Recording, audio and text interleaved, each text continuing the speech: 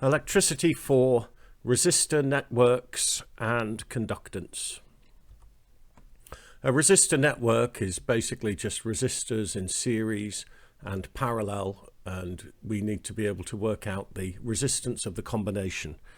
If you have resistors in series, then it's 200 ohms. 100 ohms plus 100 ohms is 200 ohms. Now why? And it's basically from Kirchhoff's law, then the voltage would be shared between them. So in this case, each one would get half as much voltage. So the current through any of them would be half as much, and that's the current through the circuit. So if the current is half as much, then the resistance must be doubled. In general, for resistors in series, you just add them up. R total equals R1 plus R2 plus ... Resistors in parallel is different. If you had a 100 ohm resistor and a 70 ohm resistor in parallel, now one thing is that the total resistance of this combination must be less than 70 ohms. Why? Because we've added another route for the current to flow through. The total current must be bigger.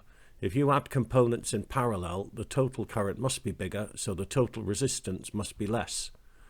Now we can justify this equation at the bottom, 1 over R total equals 1 over R1 plus 1 over R2, by thinking about the current. If the total current is I1 plus I2, then as I equals V over R, then you say that V over R total equals V over R1 plus V over R2, cancel all the V's, and you're left with the equation that we know and you should be able to use. Okay. The resistance of that combination works out at 41.2 ohms. Suggest you check that for yourself. A few points to remember about voltmeters and ammeters. Now, a perfect ammeter would have zero resistance. Why? Because if it didn't, and you put it in a circuit, then you're adding to the resistance of the circuit. You're making the current smaller. If it had zero resistance, then it wouldn't affect the current. A perfect voltmeter would have infinite resistance. Why? So that when you put it in parallel, it won't affect the resistance of that part of the circuit. Or another way of thinking about it is that so that it doesn't draw current. It doesn't take any current and affect what's going on in the circuit. So a perfect ammeter, zero resistance. Perfect voltmeter, infinite resistance.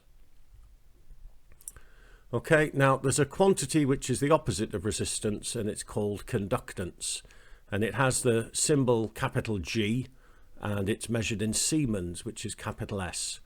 And when I say the opposite, it's G equals 1 over R. And as R equals V over I, G equals I over V. Why do we use conductance? Well, on AQA, they don't even mention conductance. You don't really need it, but we need to know it, so there you go. It's kind of useful if you have components in parallel.